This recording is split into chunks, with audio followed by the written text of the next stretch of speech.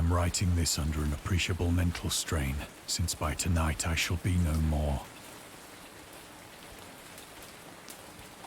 Penniless, and at the end of my supply of the drug which alone makes life endurable, I can bear the torture no longer, and shall cast myself from this garret window into the squalid street below. Do not think from my slavery to morphine that I am a weakling or a degenerate. When you have read these hastily scrawled pages, you may guess, though never fully realize, why it is that I must have forgetfulness or death.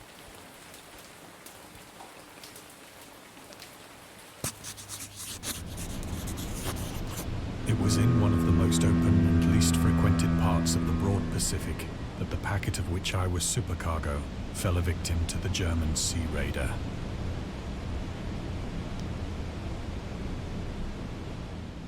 The Great War was then at its very beginning, and the ocean forces of the Hun had not completely sunk to their later degradation. So that our vessel was made a legitimate prize, whilst we of her crew were treated with all the fairness and consideration due us as naval prisoners.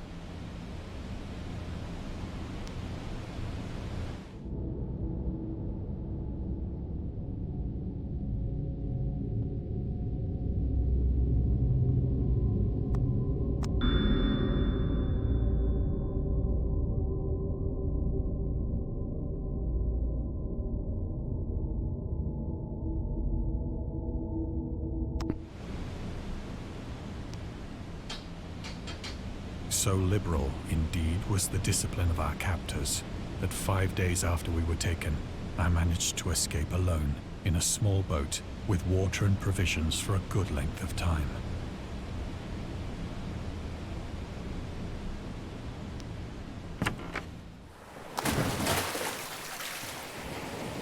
When I finally found myself adrift and free, I had but little idea of my surroundings. Never a competent navigator, I could only guess vaguely by the sun and stars that I was somewhat south of the equator. Of the longitude, I knew nothing, and no island or coastline was in sight.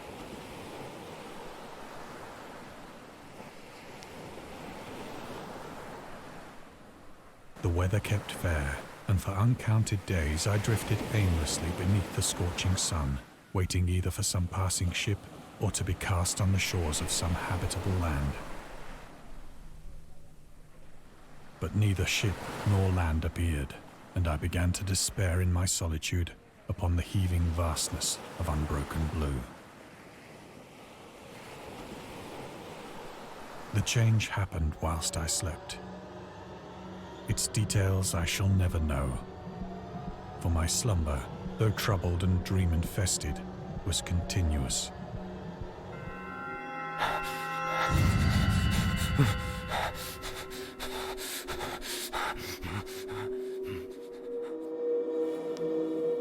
When at last I awoke, it was to discover myself half sucked into a slimy expanse of hellish black mire, which extended about me in monotonous undulations as far as I could see, and in which my boat lay grounded some distance away. Though one might well imagine that my first sensation would be of wonder at so prodigious and unexpected a transformation of scenery, I was in reality more horrified than astonished. For there was in the air and in the rotting soil a sinister quality which chilled me to the very core. The region was putrid with the carcasses of decaying fish and of other, less describable things which I saw protruding from the nasty mud of the unending plain. Perhaps I should not hope to convey in mere words the unutterable hideousness that can dwell in absolute silence and barren immensity. There was nothing within hearing, and nothing in sight save a vast reach of black slime. Yet the very completeness of the stillness and the homogeneity of the landscape oppressed me with a nauseating fear. The sun was blazing down from a sky which seemed to me almost black in its cloudless cruelty, as though reflecting the inky marsh beneath my feet.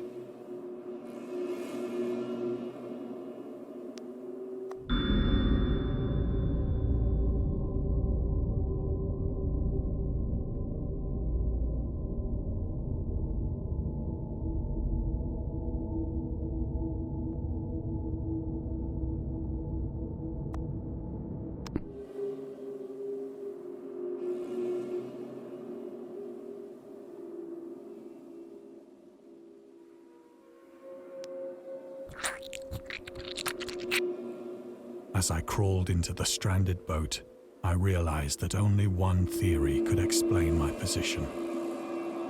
Through some unprecedented volcanic upheaval, a portion of the ocean floor must have been thrown to the surface, exposing regions for which innumerable millions of years had lain hidden under unfathomable watery depths. So great was the extent of the new land which had risen beneath me that I could not detect the faintest noise of the surging ocean, straining my ears as I might. Nor were there any seafowl to prey upon the dead things.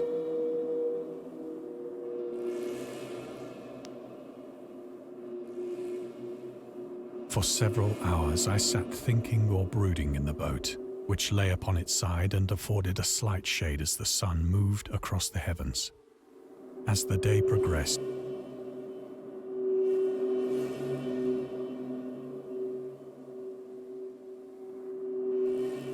that night I slept but little, and the next day I made for myself a pack containing food and water, preparatory to an overland journey in search of the vanished sea and possible rescue.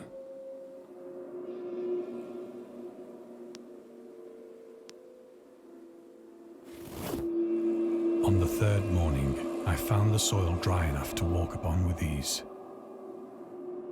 The odor of the fish was maddening, but I was too much concerned with graver things to mind so slight an evil, and set out boldly for an unknown goal.